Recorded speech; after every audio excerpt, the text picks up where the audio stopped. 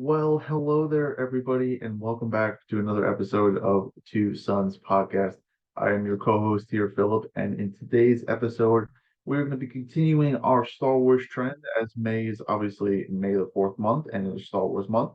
And we're going to be continuing our Star Wars journey by discussing the newest installment that Disney Plus has provided for us when it came to Star Wars, known as Tales of the Empire. So this is technically like a sequel series, The Tales of the Jedi. I mean, they don't correlate, story-wise, but as far as, when we're looking at the Tales series for Star Wars, this is the second one. Obviously, we've had the Tales of the Jedi in the past, and most recently on May the 4th, we had Tales of the Empire come out for a six episode I guess season, or premiere. And obviously we had two stories being told. We had two stories being told, one for Morgan Elsbeth and then one for Barris Offee.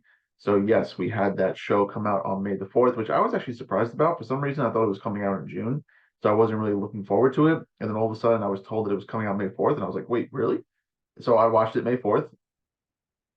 And we'll get a little bit into it in a couple of minutes, but I thought it was really good. We're gonna have a lot of good discussions to talk about.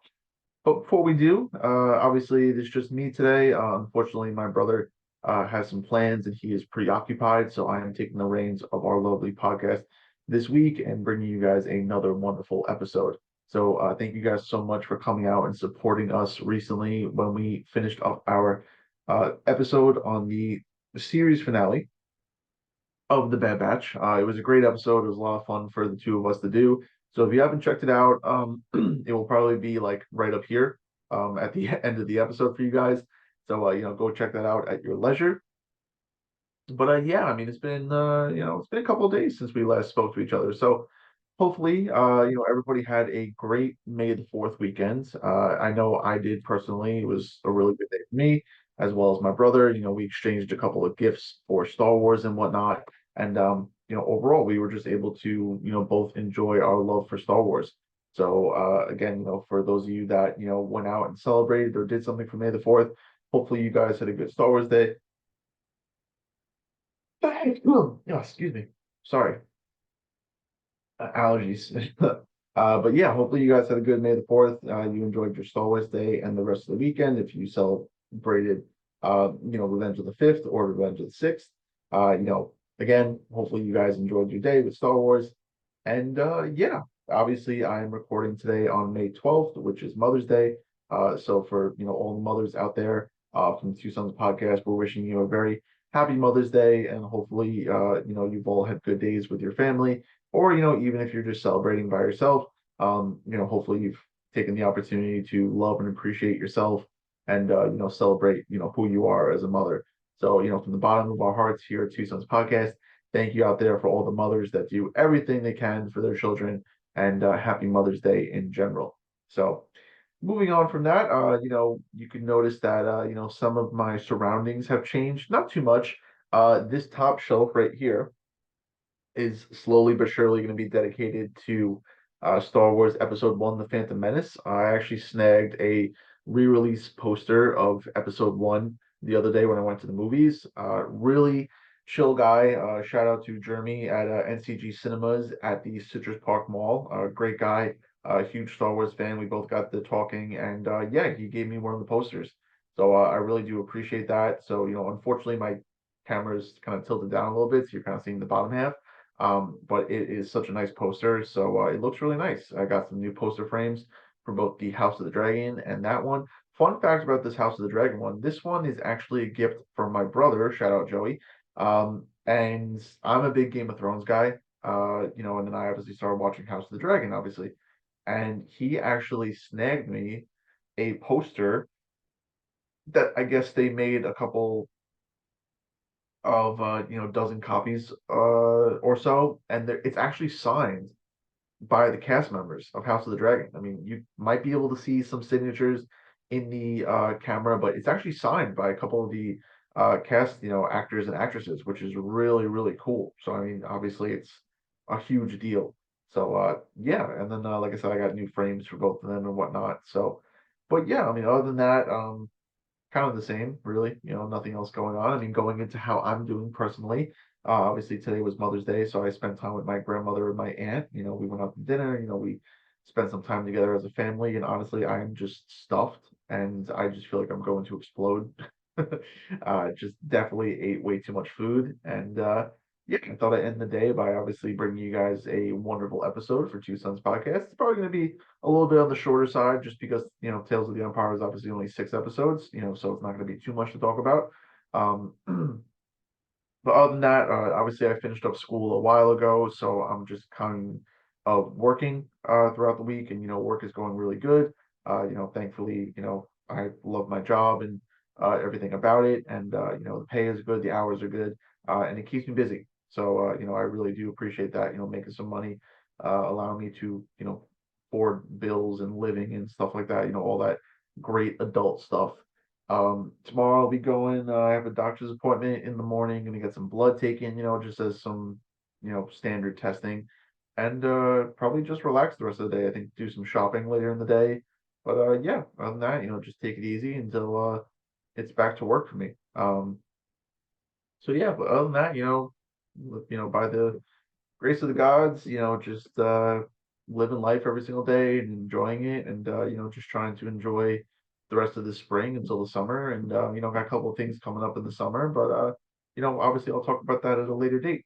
But yeah, kind of same old, same old. As far as my brother's going, like I said, he had something come up today, and as far as I know, he's doing pretty good.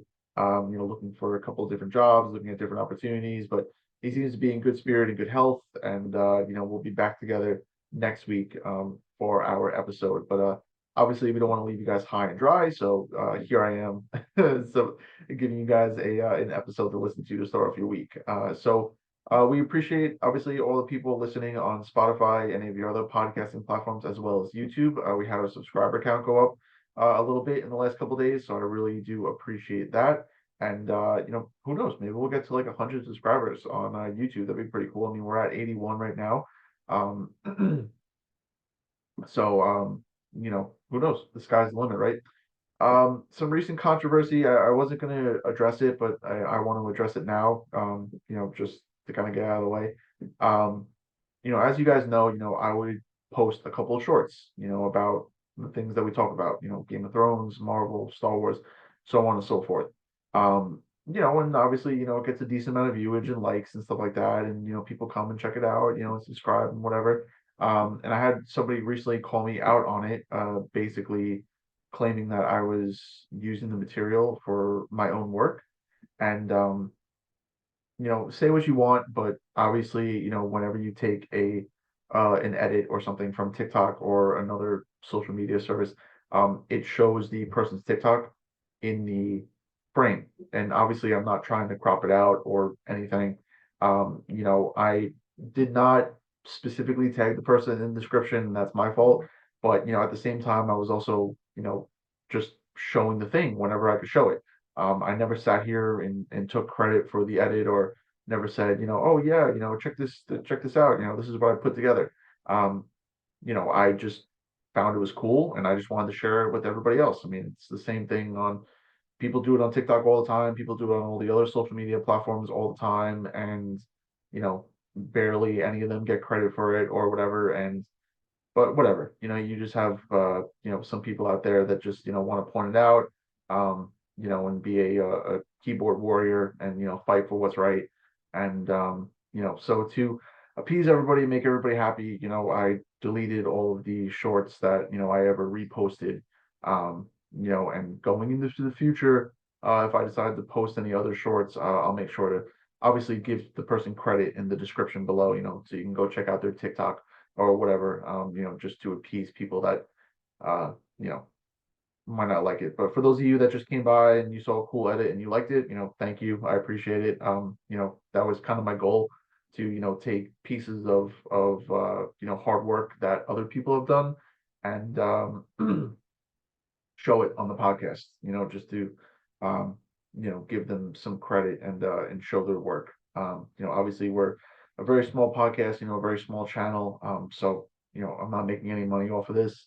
Obviously our viewership rises every now and then for a short, but that just tends to happen in this day and age when it comes to social media. People are constantly scrolling through their phones. But like I said, I don't mean any malintent or, anything of that sort. Like I said, I was just simply doing it just because I thought it was cool and I wanted to repost it. So if any of you, got offended or, found the problem with that, I apologize. I mean, I know there's people out there that do their own edits and whatever, but obviously it wasn't my intention to, you know, repost and claim it as my own. Which, like I said, I never took credit for or anything. Um, but yeah, I just thought that I would address that because that kind of bothered me, and I was like, really? I was like, whatever. So yeah, but but yeah. Anyway, thank you guys for all the love and support on YouTube. It really means a lot. Obviously that's my brainchild. It's a way that I wanted to expand the podcast beyond Spotify.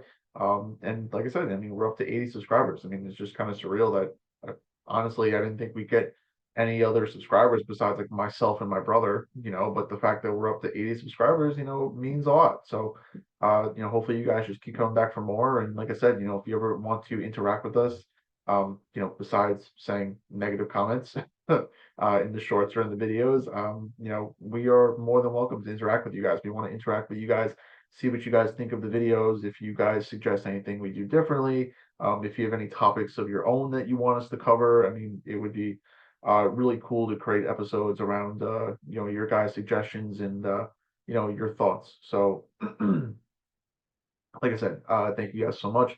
We really do appreciate it. And yeah, I mean, let's get on with the show here. So bear with me here. Obviously my allergies are killing me today, so my voice is a little raspy and stuff like that. So just please bear with me as I go through this episode. But yes, we are going to be talking about Tales of the Empire today. So Tales of the Empire was a recent short series that came out on May the 4th this year, that basically followed the same format of Tales of the Jedi. For those of you, Tales of the Jedi came out, I believe, a year ago. I think it was a year. I don't think it's been 2 years. I think it's like a year ago. And it followed the story of two characters, Count Dooku and Ahsoka Tano. We haven't, I don't think we've done a review on it, but that was a solid 10 out of 10 show for me.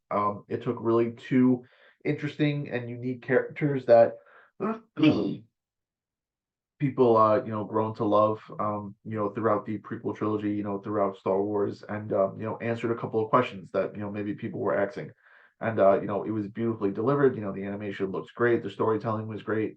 And especially when it came to Count Dooku, I mean, kind of finding out how he slowly falls to the dark side and gets disillusioned with the Jedi Order was obviously a big part of people's questions when it came to that character. And then the same thing with Ahsoka Tano. I mean, obviously how she survived Order 66 and the attack on the Venator, and then obviously what she was doing like post Order 66, meeting the Inquisitor on that planet. Excuse me, let me take a sip of water real quick.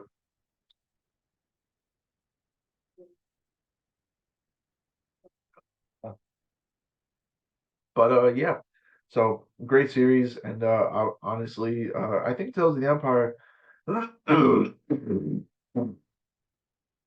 Oh, sorry. God, got like, just post nasal drip like in my throat, like just constantly making me clear my throat, whatever. I just feel all stuffed up and congested and whatnot. But I think Tales of the Empire followed pretty close. I would give it probably a solid 8 out of 10. I thought it was a pretty good project. I liked the direction that they were going in the story. I thought it was pretty interesting that they brought in newer characters, for us to kind of explore and get some backstory about. Obviously, I know there was some backlash, with the characters that they chose. I think a lot of people were pretty okay when it came to Barris Offee, but I think a lot of people were upset when it came to Morgan Elsbeth.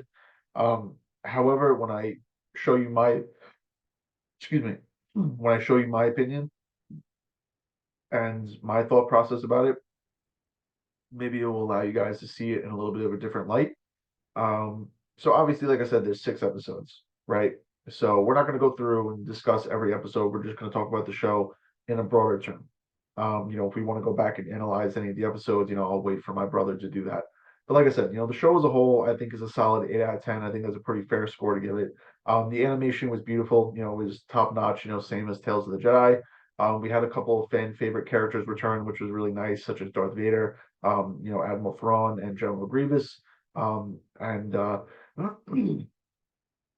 I think the meaning and the direction behind both stories was really well done, and I think a lot of people miss that, unfortunately, because they're so bitter about the characters that they chose. And I don't think they appreciate what story they were trying to build, unfortunately, with these characters. So like I said, hopefully explaining it, at least the way I saw it, will give people a different perspective. So as a whole, we look at these two characters. We have Barriss Offee, and then we have Morgan Elsbeth.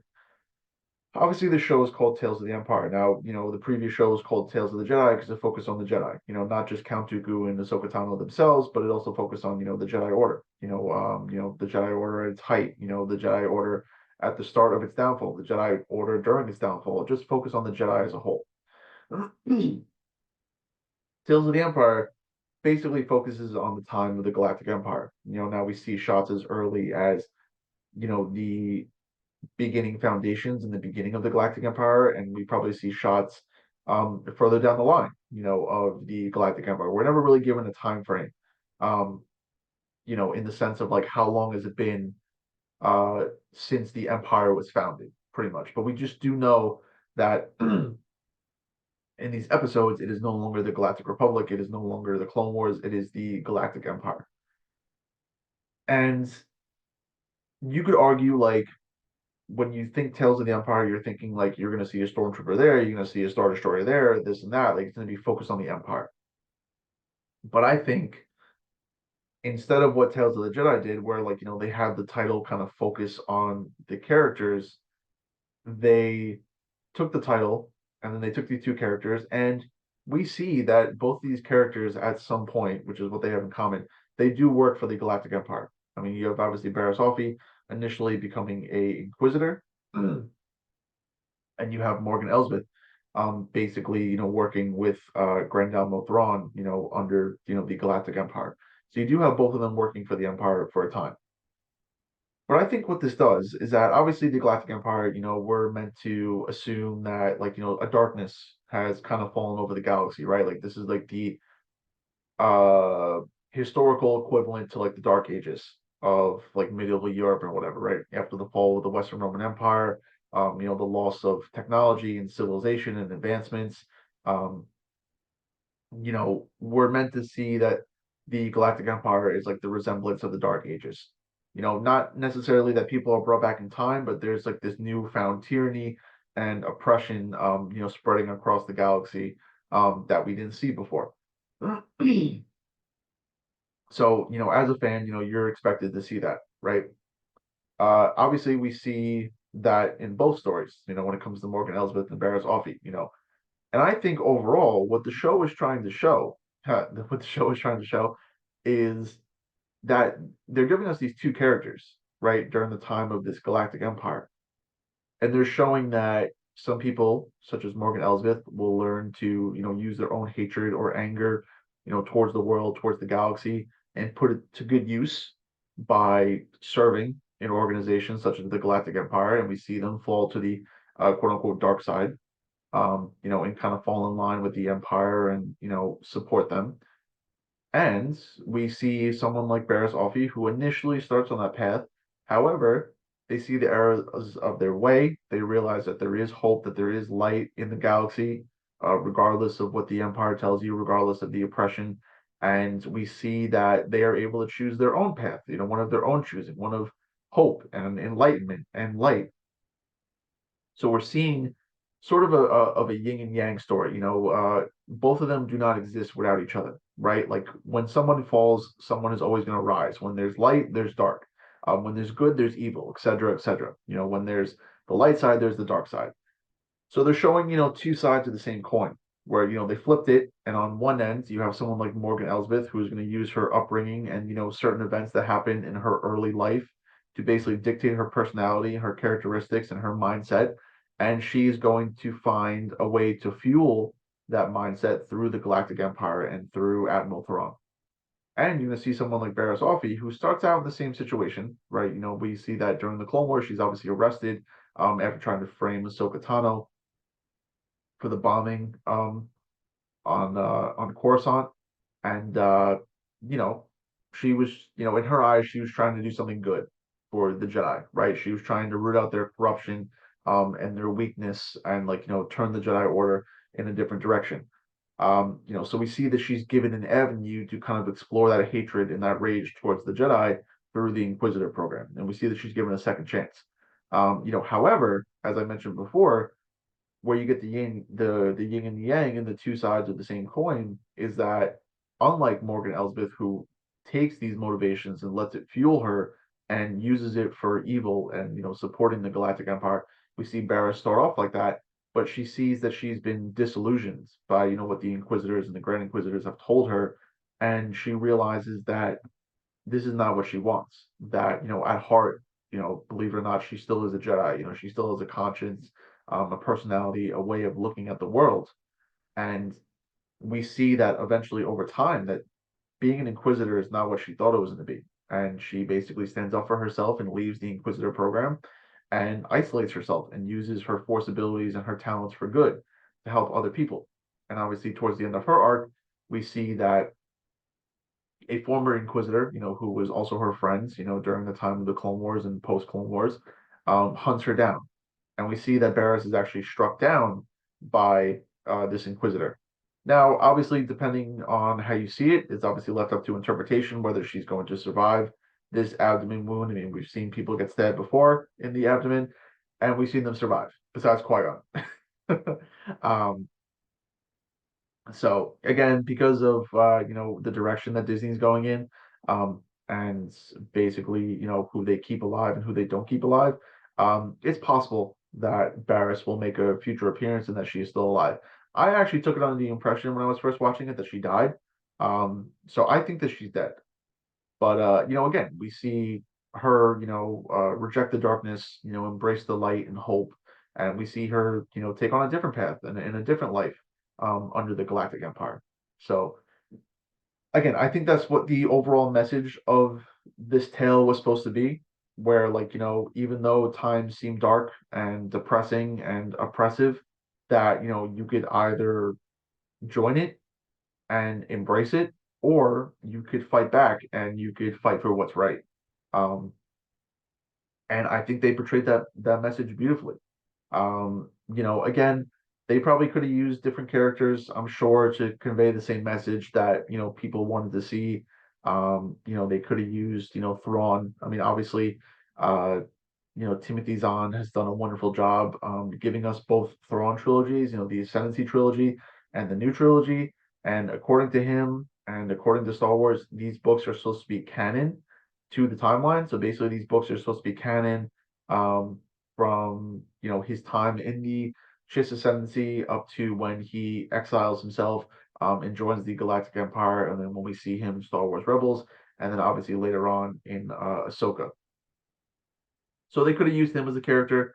Obviously, they probably could have used any other Inquisitor. I'm sure you could pick from a list of different characters that they could have chosen from. And I will admit, obviously, I think Disney went the route of Morgan Elsbeth just to, one, kind of prop up, one of their female characters that they brought in, for the Ahsoka show.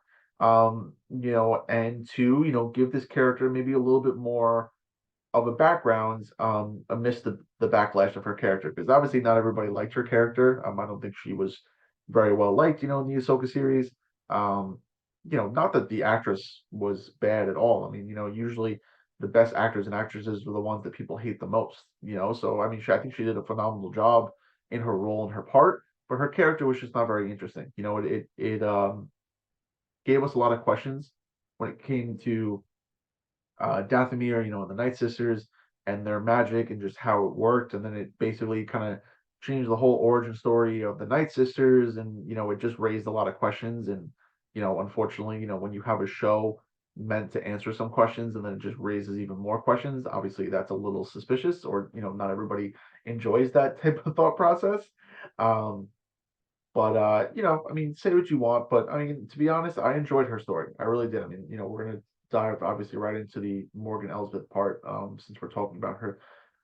But I think I would give her story a solid 8 out of 10, to be honest. I mean, I thought it was pretty good. I mean, obviously in the first episode we see the separatist army, being led by General Grievous, basically slaughtering the Night Sisters of Dathomir. I mean, we saw that in the Clone Wars, but now we're seeing it again.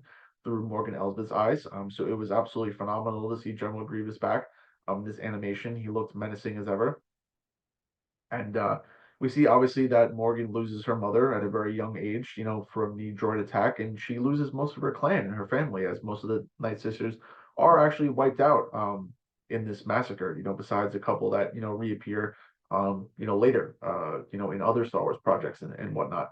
But we see basically that she's reeling from that loss and that grief, from the destruction of her clan, and we see that she uses that to kind of fuel her anger and her hatred towards the droids and the separatists, and she basically wants revenge. Um, and I think the first episode is titled Path. Like each of her episodes is titled in a based off an emotion that leads to the dark side. So I think we had fear, hate, and anger. Um, so we see that she uses this grief and the sadness to basically fuel her hate and anger, and in doing so she's able to recruit some of these girls from another clan on Dathomir, like I guess called the Mountain Clan, which is supposed to actually represent the light side of the Force, and the Night Sisters are supposed to represent the dark side of the Force.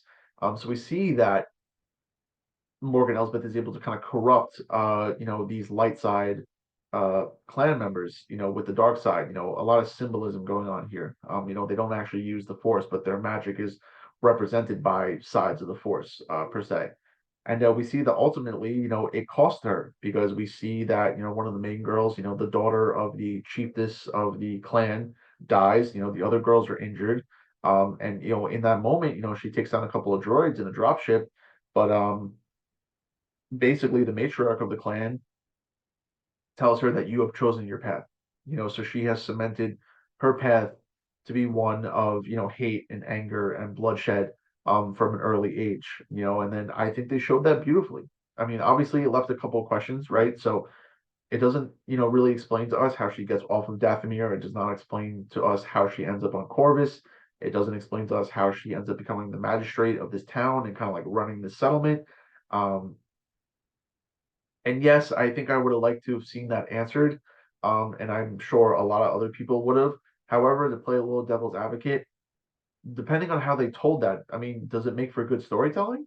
Like, I mean, because unfortunately, I feel like a lot of people nowadays just kind of want a lot of action, and I mean, of course, there are those that enjoy a good story, but I mean, yes, they could have obviously easily showed how she got off of Dathomir. That part is simple. However, um, if it, shows her like taking over a settlement, I mean, are people really going to enjoy that? I mean, let's just say there was an episode where, she just showed up on the planet and then the whole time she just talked and she just basically talked her way into power. I mean, like, would fans really sit there and enjoy that? And I don't know. I don't think they would have. I think they played a little bit safe with her character, which is why she gets a little bit of a lower score. I think they just wanted to kind of build upon what they've already given the fans to kind of like go back to something familiar, but just hopefully build it back a little better. I think trying to introduce any new stories with her besides the first episode was a gamble. And I mean, I think that's why they added General Grievous and the droids, to kind of give some people some familiarity. And they basically know how Star Wars fans are nowadays. Let's be honest. They were like, well, a lot of people don't like this character, so we need to try to figure out a way to put her in these episodes without people just absolutely boycotting them. So what we're going to do is that we're going to introduce a new story for the first episode, and we're going to add an existing and fan-loving character to distract people. Then the next two episodes, we're going to focus on times in the Star Wars universe and Star Wars lore where we've already seen her, so people are familiar with the setting and are content in watching it again. And that's basically probably the recipe that they followed. So unfortunately, with that safety and that look, a little bit of precaution, obviously, you're not going to get for the best writing. I mean, again, there are a couple questions that weren't answered. Do I think those questions were pretty important? Not really, to be honest. Like I said, I never was one that like hated her character. She also wasn't my favorite character. So the fact that, I don't see these questions like answered, like how she got off of Dathomir, how she ended up in power on Corvus, I don't really care, to be honest. I was just more interested to see like what her character represented, like overall in the bigger story. And then, going on to that second episode, we see that she is on Corvus already. She's become magistrate of this little village. Obviously, we saw that in The Mandalorian, when we're first introduced to her live action.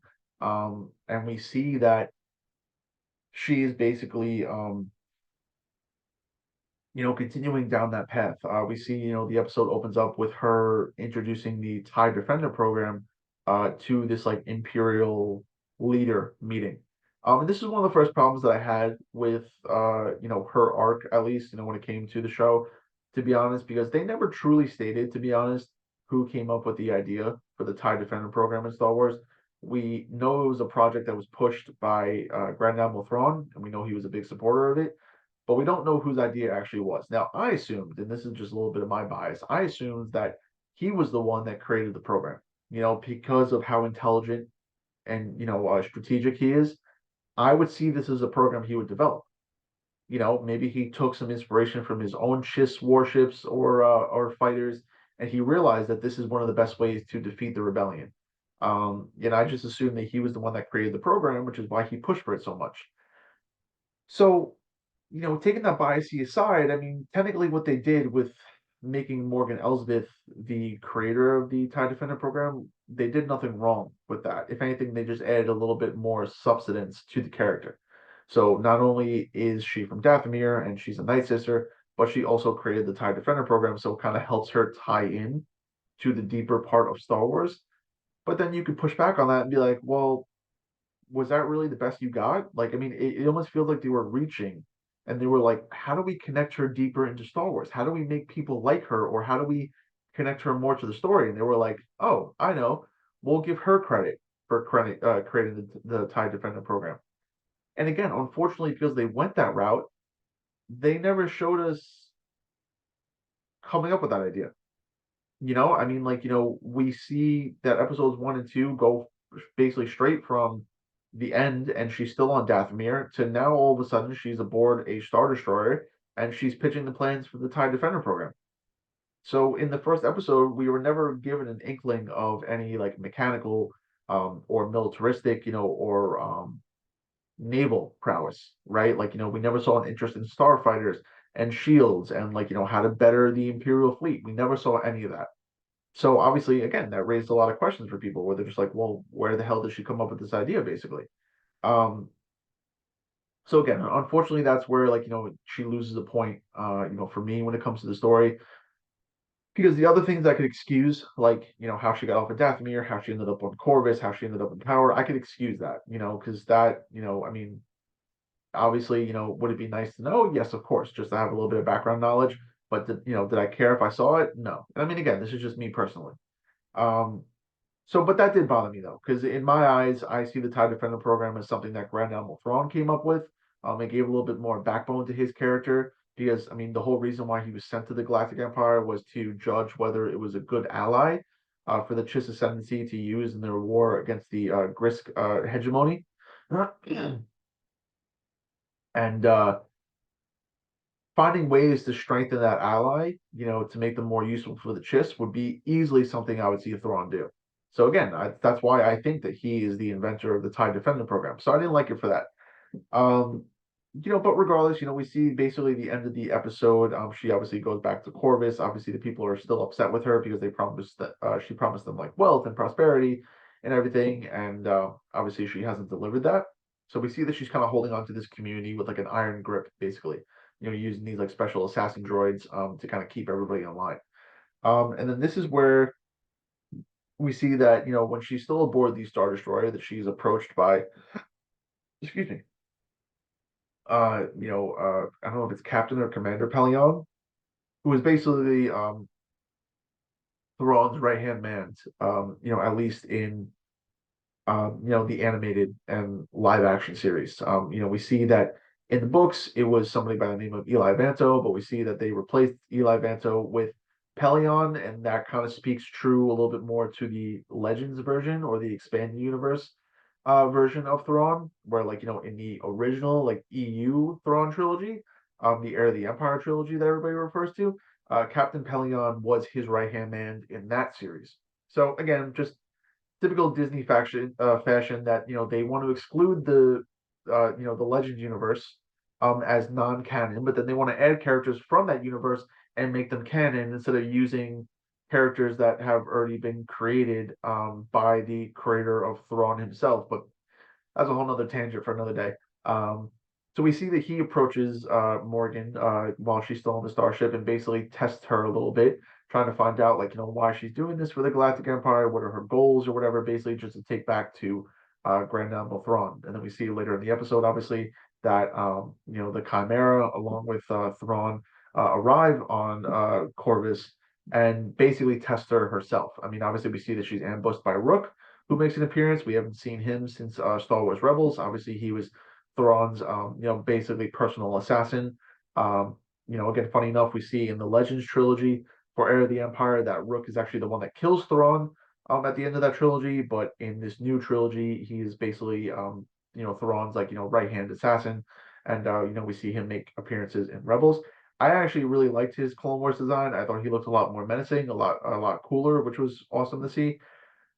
Um, the fight, between Morgan and Rook, I feel indifferent about. I mean, I am a little upset that, Morgan won and Rook lost because obviously we know him and his species are supposed to be very skilled assassins and warriors. But because this is kind of like a different version of Rook and maybe they've, kind of gave him some buffs, it makes sense that she would beat him in a one-on-one, especially if she was a Night Sister. I'm sure they have obviously some sort of martial prowess.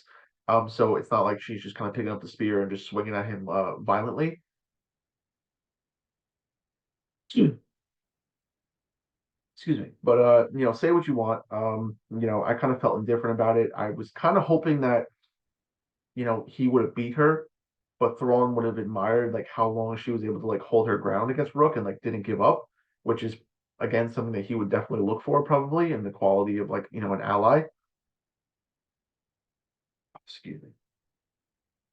But regardless, that's how she gets tested, and obviously, that's when she meets Grand Admiral Thrawn, and he basically reacts to the questions that Pelion asked, and we see that she's basically doing this like, for revenge, for hate. She wants revenge for the death of her family and her clan, and she wants to use that anger to help basically fuel the Galactic Empire. Um, and that's basically how she comes connected with Grand Admiral Thrawn. So they do a good job showing how she meets Thrawn. So at least by the time we see her in Ahsoka, and then we even see her in The Mandalorian, we now know how the connection was established when it came to Morgan and Grand Admiral Thrawn. So, I think that's one of the more important points to cover because if they, for example, if they didn't do that and they covered how she got off of Dathomir and how she got in power on Corvus, and they didn't show how she ever met Thrawn, that obviously would have been one of the biggest questions, especially when we see her heavily in Ahsoka, basically implying that they must meet up with Thrawn in, in the unknown regions. And then obviously again, we see that in the Mandalorian, Ahsoka acts as like where Grand Admiral Thrawn is. So we are hinted that there is some sort of relationship there between the two characters. So if they didn't show that, obviously a lot of people would have been probably up in arms about that. So if they basically sacrificed those story points to cover with this, then I'm happy with it, because they're tying in the meat and potatoes, they're kind of like leaving the vegetables off to a side, where some people might like them, some people might not, but it's not necessarily part, of a dinner, not all the time. um, and then finally, we see the third episode that obviously there was a member of the community that basically left and joined the New Republic, and came back as an ambassador as a way to try to get Morgan Elsbeth to step down from power and have Corvus join the New Republic. We see that this is obviously after the Galactic Empire was defeated. So, see, if that's the case, it depends. Like, are they referring to the, Battle of Endor and the destruction of the second Death Star? Are they referring to the Battle of Jakku, where the Galactic Empire was officially destroyed? Obviously that was hinted at, I think in the Aftermath series, of books, as well as, the sequel trilogy. I mean, we see the wreckage, on Jakku, in The Force Awakens. So theoretically, if they're talking about the disillusionment and the disbandment and basically the Galactic Empire shattering into a million one pieces, then this has to take place after the Battle of Jakku. So it's probably been a couple of years, obviously. Um, because obviously we see that in The Mandalorian and like leading up to the sequel trilogy, that there is an Imperial remnant that is still floating around. We have some very powerful Imperial warlords that have taken control of different planets and sectors. And they are kind of like a looming force in the galaxy. And obviously, it's highly insinuated that Grand Admiral Thrawn is going to come back, and he's going to unite this remnant, and he's going to take the fight to the New Republic, and try to bring the Galactic Empire back. Um, but basically, we see that this ambassador comes and tries to get Morgan Elsbeth to step down, and obviously we see that it does not go very well. We see that a couple of New Republic soldiers, as well as the ambassador, and her ship and her droid, RIP the droid, die at the hands of Morgan Elsbeth and the assassin droids. Now, again, this is where they could have went in a different direction, to be honest. We see, at the very end, after the ambassador dies, that she basically called for help on a comm link, and we hear the voice of Bo-Katan. And at first you're like, okay, that's kind of interesting. Like, why are they contacting Bo-Katan? It would have made a lot more sense if it was Ahsoka, because it would have probably lined up perfectly for how Ahsoka would have ended up on Corvus in the first place. Um, but in a way, you could argue that even though it was Bo-Katan, basically what happened is that you assume that the comlink was meant to signal Bo-Katan. Then obviously Bo-Katan tells Ahsoka. Ahsoka goes to Corvus, and then when the Mandalorian meets Bo-Katan and the other Mandalorians in the Mandalorian, a lot of Mandalorian there. She she tells Mando that you could find this person on Corvus, which obviously leads the Mandalorian and Grogu to Corvus to meet Ahsoka, and then obviously that leads us to Morgan Elsbeth. So it all ties in, but there's more of it seems like there's more of a proper story to tell there, where you have Ahsoka be the one on the comlink, and then that's how you realize like, oh, okay, that's how she ends up on Corvus, and then you can still bring Bo-Katan in, but not just in this show, but just in the Mandalorian. Like have her play her part in the Mandalorian, have Ahsoka play her part in this show, and then just kind of tie everything together with a nice little bow. So in the end, it does work out, but it basically you can compare the two, where it's like if you do the Ahsoka route, you just kind of jump on the expressway and then you're home in like 20 minutes. But if you will go the Bo-Katan route, then you just take all the side roads and then you're home in like an hour. So you're getting to the same destination, but it just depends on how complicated you want to make it, basically. Um, so yeah, so I mean that's basically Morgan Elsbeth's arc. So we see that, in terms of the Tales of the Empire and the story that her character is trying to show, she's an example of somebody that has risen, from the ashes and sees the Galactic Empire as a way to get power, and authority and strength. And, she quote unquote falls to the dark side and embraces the Empire, and uses her own passions and her goals, to better aid herself, but then also the Empire. So we see in this, term of the yin and yang cycle, or the coin, that she falls to the dark side. She embraces the new world order. She embraces the Galactic Empire, and she decides to go that route. um so overall, the story makes sense. Like I said, it was great that they tied in how Morgan and Thrawn met, established that relationship, so that way we have the background knowledge for the Mandalorian and Ahsoka. I think her introduction on Dathomir was great. It was really good to see where all that hate and anger comes from, at the hands of General Grievous and the Separatist army. Um, and Yeah, I mean, it adds a couple of other smaller details, like how the planet looks all burned and decayed on Corvus. Basically more of a symbolic move by Morgan, basically being like, well, my world burned, so why shouldn't this one? I thought that was really well done. Self-explanatory. Obviously, that's why we see it like that in the Mandalorian and so on. And it made her character a little bit more interesting. I mean, like I said, I think if they would have introduced more in the terms of like the TIE Defender program and why she was the one that came up to it, I might have enjoyed it a little bit better, but that part will still bother me. So that's why it gets like an 8 out of 10 for me. But I mean, it made her character a little bit more interesting. I mean, it obviously, we know little to nothing really about the Night Sisters, besides what we learned in the Clone Wars. But I mean, obviously, we have characters like Asajj Ventress, and Merrin from Jedi Fallen Order and Survivor. And then obviously as well as Morgan Elsbeth and the other Night Sisters or the Night Mothers from the Ahsoka show, basically giving us more insight about like how their culture and the society works, like where they actually originate from, what their history is, how their magic works and whatnot. Um, so we're given a little bit more extra about that. And I think they're a cool group of people to follow because it kind of shows that there are more magical abilities out there besides just the Force. And we see that in this instant, um, we see the Night Sisters and like this mountain clan is like a parallel to the Force, right? They each follow like a light and a dark side, so to speak, when it comes to their magic. So we see it as kind of like a direct parallel to the dark side and the light side of the Force, basically. So, again, did this make like her like, my top five, top 10 favorite character? No, not at all. But it made me appreciate her character a little bit more. And you know what? If she truly died in Ahsoka and she doesn't come back, it just adds a little bit more character to her character, no pun intended. Um, so yeah, I like I said, I enjoyed her story. I know a lot of people weren't looking forward to her story or they didn't want her story being told, but honestly get over it because I mean that's the direction that they went. I thought it was really well done. I think if you really sit and you kind of take what I said to heart and look at it from that point of view, it makes a lot more sense. And I guess in Disney's eyes, they were like, well, what characters should we show to kind of resemble that path, to the darkness?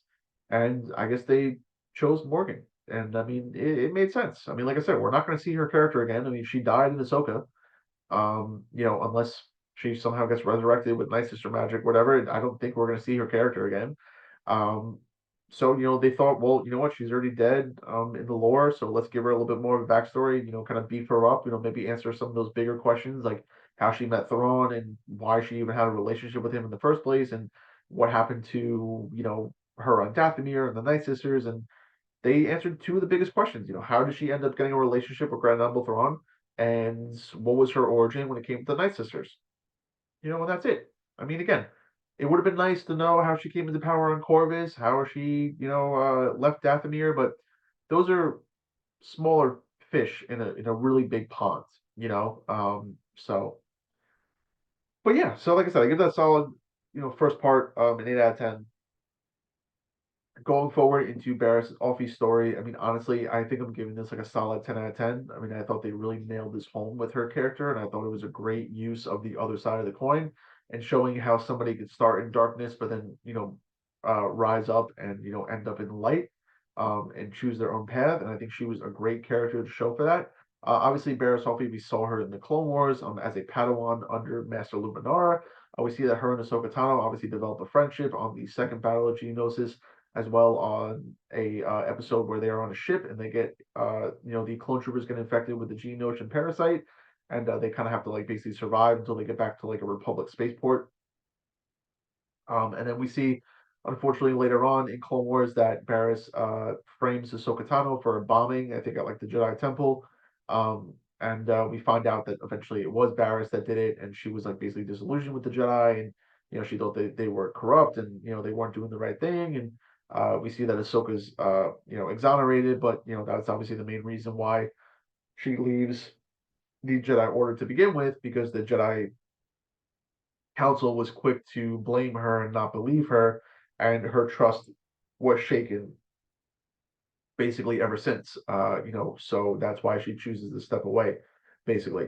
And we see obviously Barriss Offee is arrested by the Jedi Temple guards, and we just assume brought to prison, and that's where she was basically until her episode in Tales of the Empire. So we see basically the first episode open up with some flashbacks from her probably during the Clone Wars, and we see that she wakes up to the burning of the Jedi Temple and basically Order 66. So we see that we first see her in Order 66, and then to me, I think it's been a couple of months since that day. I mean, it's very unlikely that they would show Order 66 and then she wakes up the very next day and they're like, oh, we're getting this Inquisitor program together. That just doesn't make any sense. If that is actually the case and it's confirmed that that's exactly what happened, that's just really lazy writing and it brings my score like way, way down. But like I said, I like to assume that it's been a couple of months. Everybody kind of let the dust settle, and obviously we see that Barris is approached to join this new Inquisitor program where they're taking Force users and they're basically forcing them to embrace the dark side and become inquisitors and agents for the Galactic Empire in order to help Darth Vader hunt down, rogue Jedi that survived Order 66. So we see that she's reunited with some old friends, from her days as a Jedi. Um, and we see that unfortunately, the first episode kind of resembles that, same path to darkness where like, she's told to embrace the dark side and the darkness and we see that she has to, kill one of her friends, one of her other friends dies, and she embraces the darkness. I wouldn't say she embraces the dark side fully, but she embraces the darkness within her and becomes an inquisitor. And that's basically how she starts her journey, which is great. We get a couple of cameos from Maruk and the Sixth Brother. So the Sixth Brother was in Tales of the Jedi. Obviously, Maruk was in Ahsoka. We get a cameo from the Grand Inquisitor from Rebels and the Obi-Wan Kenobi series, which was fantastic. And we get a small but short glimpse at Darth Vader, which again I thought his cameo was perfect, made total sense. And surprisingly enough, Barris's friend that basically recruits her into the Inquisitor program was actually also in the Kenobi series as well as one of the Inquisitors. So this makes the third episode kind of it kind of really depends on like when it's been because obviously we know that this character is alive during the Obi-Wan Kenobi series. And that takes place 10 years after Revenge of the Sith. So, we don't know exactly when this third episode of Barris's story takes place. If it takes place after the Obi-Wan Kenobi series, if it takes place before. But regardless, you have to think it's probably been a couple of years, of course, because obviously she's a lot older. So maybe it is 10 years. Maybe it's like, right around the same time as the Obi-Wan Kenobi series. Um, but yeah, but that's basically how the first episode ends. Second episode, this is where you get a little bit more interesting because she is sent on like one of her first missions, obviously to go find a rogue Jedi on a planet. And we see how these Inquisitors basically are like harassing and scaring the communities that are on these planets. Basically they see them show up in like all black, wielding lightsabers, and people are scared and people are nervous. And this is where Barra starts to get disillusioned with the Inquisitors, and the dark side, because basically, she thinks that they are there to help those people. That the Jedi were truly bad and they tried to kill the Chancellor and turn on the Republic, and that they are there to protect the people of the galaxy and hunt down these rogue Jedi. So she gets really confused um, when her partner basically starts interrogating this community and ultimately massacres them because she's like, "What are you doing? Like, we're here to help these people to get rid of the Jedi and to make the galaxy safer for them." And we see that based on the answers that her friend gives her, like basically saying that like instilling fear and order like in communities and planets is a way to keep them safe. And she's like, that just doesn't sound right. So we see that the whole entire episode she's just questioning everything she basically just signed up for. And then eventually, when it gets to the very end of the episode, we see that they confront the Jedi, and Barris is trying to convince the Jedi to surrender and join them, basically. And we see that the Inquisitor strikes, her down in the back, and we see Barris is like rushing to this Jedi's aid, trying to give her aid and heal her and make sure she doesn't die. And then this is where Barris finally breaks off from the Inquisitors and basically pushes her partner over the cliff. And this is where she lets go of the Inquisitor program. She lets go of the dark side. We don't ever know what happens to that Jedi, unfortunately. We don't know if she was able to save her, if she died, but we see that this event caused her to shift from being an Inquisitor to, I guess, going back just to being a simple Force user. I don't think she refers to herself as a Jedi anymore, but I think she just kind of walks her own path, which is very poetic. And we see that shift, right? So we see that unlike Morgan, where you could argue like the second episode, kind of brought her deeper into that darkness, that like, this episode with Barris brings her out of that darkness. And we see like in the third and final episode that Morgan fully embraces that darkness and, that rage and everything associated with the dark side. And, Barris has completely let go of the dark side and has found hope and a purpose, and, is a very small light in a very big galaxy. And we see obviously she is like this like a remote healer on this snowy planet, just basically helping people of all types. I mean, we see specifically that they help a family with a force sensitive child basically escape the hunt of the Galactic Empire. And we see that she's obviously once reunited with her old Inquisitor friend because she survived, after being thrown off the cliff. And she Barris has become very wise, and very mature in her older age. And she basically is almost like Yoda on Dagobah when it comes to like Luke and Starkiller, where she's basically like, look, I'm not going to stand in your way. I'm not going to fight you, but if you go after them, if you go in this cave, you're never going to find your way out. And it was the same thing in The Force Unleashed with Starkiller and in Empire Strikes Back with Yoda, where he was like, if you go in this cave, like you will not like what you see. Um, and we see that resemblance there, which I think was a cool callback. It was a nice callback.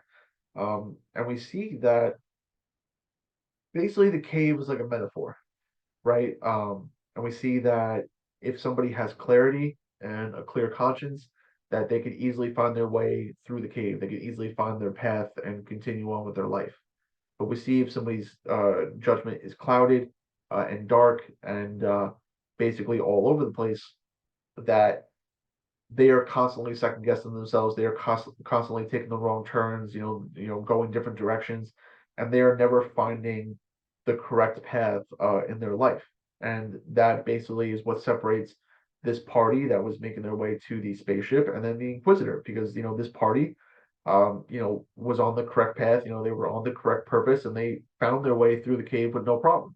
But this Inquisitor, obviously, she's very conflicted, right? A lot of emotions flowing through her, like, and we see that she's constantly getting lost and she's constantly getting frustrated, and she does not have a clear path in front of her, because her judgment and, her way of life is just clouded, in constant different emotions and, thoughts and beliefs, and, it's basically not right for her. And then we finally see Barris reach out, and try to help her old Inquisitor friend, like, out of this cave. And we see that unfortunately the Inquisitor actually turns around and strikes Barris down. And this is why I think that she died, because I think she died in that cave, and she ultimately, unfortunately, sacrificed herself to finally allow her friend to see clearly. And we see that, the Inquisitor is able to successfully walk out of the cave, and basically it kind of cuts the black. So again, we don't know if Paris survived. We don't know what happens to this Inquisitor. Um, but yeah, that was the ultimate end to her story.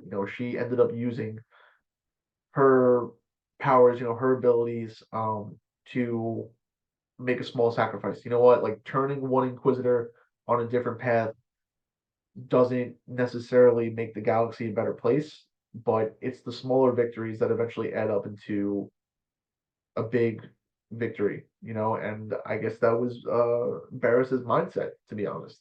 And that's how I interpreted it as well. Like I said, I really hope that she stays dead because I love seeing her character again, and I really thought it ended perfectly. I mean, obviously, something that we wish we could have saw, to be honest, is that we know that she makes contact with Ahsoka again because she refers to the person that, like, they're sending Ahsoka the child to as an old friend. So we know that she's referring to Ahsoka in that line. And it would have been so nice to see the two of them reconnect after such a long time.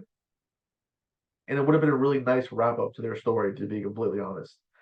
So unfortunately, that was a little bit of a letdown, but I think even with that, I think I'm still giving it a solid 10 out of 10.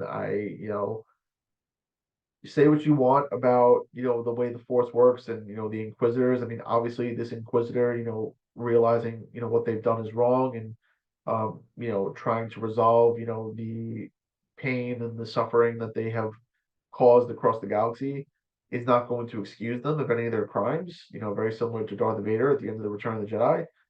But the first step in in admitting you have a problem is acknowledging it. And I mean, even if it starts there and we see that they make something out of the second chances they were given, I mean, again, this is not real life. This is, make believe. So, we see that in Star Wars, it works a little differently. I mean, we're not going to allow someone that massacred a whole entire village in our life, in our current, civilization, just walk scot-free, after they found the error of their ways. They're gonna have to pay crime. They're gonna have to do time and justice. Maybe they're even put to death. Who knows? But again, this is make believe. So, this is more metaphoric, right? We're seeing that, basically nobody is past like salvation and redemption, and regardless of how many sins that you've committed, you know, people deserve a second chance. And again, it goes, goes deeper than that. You don't have to forgive them. That doesn't mean that they're a good person now. But again, it's all metaphoric. Varys basically was able to show her friend that the path that she was on was not clear. And now that she is broken from that spell, with her death, it symbolizes that hopefully this Inquisitor will follow in the steps of Varys and choose her own path and live freely and independently. We don't know what this character is going to do. We don't know if she's going to atone for her sins and turn herself in and like, serve time. We don't know if she's going to use her powers for good and, help Ahsoka or just, help the galaxy, get a little bit better, one day at a time. That's kind of left up to interpretation. So I think in that case, you need to see it more metaphorically and not literally, because again, I mean, it makes no sense that they would just let these like, huge war criminals just like, go off scot free and just have no repercussions. I mean, that's not how Star Wars works. We haven't seen Star Wars work like that, to be honest. Um, but yeah, I mean that basically wraps up Barris's story as well. So like I said, I think hers was a solid 10 out of 10.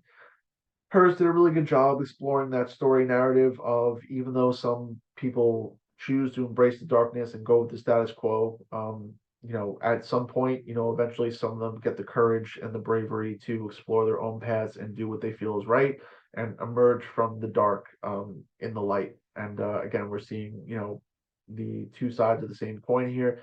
And I think that story was brilliantly shown between Morgan and Barris, which is why I give this story a solid 8 out of 10, to be honest. I mean, if I'm really being honest, I think it's a 9 out of 10. I mean, like I said, the only thing that really bothered me with this whole series was Morgan taking credit for the TIE Defender program. That was really my biggest ick, when it came to the show. But other than that, excuse me, I thought it was great. So please, I mean, honestly, let me know in the comments down below, whether it's on Spotify or here on YouTube, even if it's on TikTok, and our Instagram and all of our socials that I'll get to in a second. Let us know what you guys thought. I mean, obviously, everybody knows that Tales of the Jedi is better, than Tales of the Empire, but I thought this was pretty good. And I think if you see it from my point of view, you'll understand where I'm coming from, and it will make a little bit more sense. But like I said, I thought it was really well done. Say what you want about the characters and the story, but I thought it was pretty interesting. And yeah, it was definitely a very nice May the Fourth treat. For me. While I was waiting to go to work.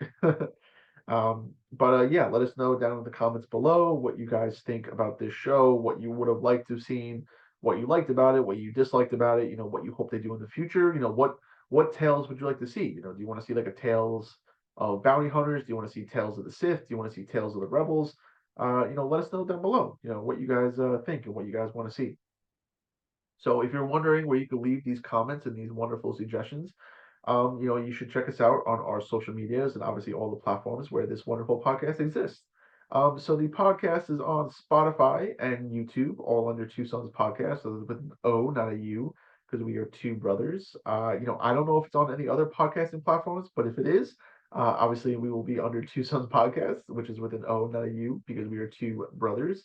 If you want to check out our socials and get any updates on when the episodes have been posted and just, general movie news in general, we are on Instagram, X, Facebook, and TikTok, all under Two Sons Podcast. Again, that's with an O, not a U, because we are two brothers. So check those social media platforms out for all the updates and everything when it comes to our episodes and just, again, just movie news and stuff, posted on the daily.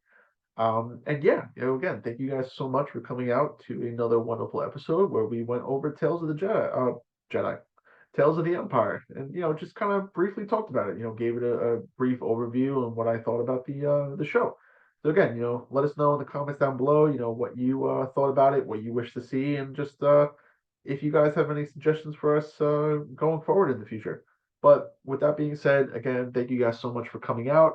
It really means a lot to the both of us. For those of you that are still celebrating Mother's Day today, have a very happy and wonderful Mother's Day. Hold your mothers close, hold your family close. Please be safe. Do not do anything stupid. Make sure you stay hydrated. get a good night's sleep, eat your fruits and vegetables as always. And because this is a Star Wars episode, and we all love Star Wars here, I will close all of you out with a very, very, very happy May the Force be with you all. Goodbye for now, guys. Take care.